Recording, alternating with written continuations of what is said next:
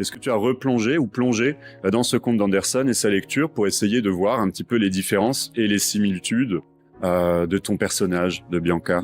Je l'ai commencé.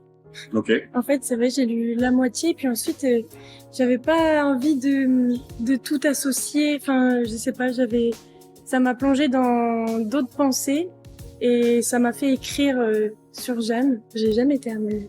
Ça, c'est mon vrai secret. Il y a plus de secret maintenant.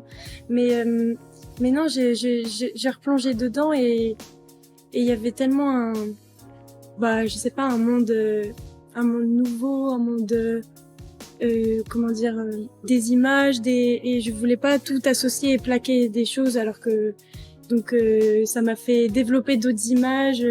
Enfin, je me suis vraiment éclatée à ça ensuite. Enfin, j'avais tout un carnet où je collais des choses et je reprenais des images et j'écrivais sur Jeanne, mais j'ai essayé plutôt d'écrire, de partir de l'enfance, de ce que c'est qu'être tout seul et de s'imaginer des mondes qui n'existent pas parce que l'ennui, parce que la vie, parce que l'enfermement ou trop de chaleur.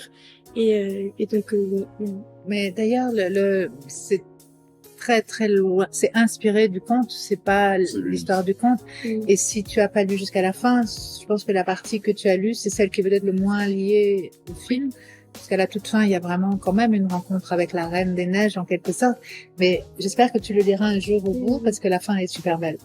Voilà. Donc, mais c'était très sage de ta part de pas le faire.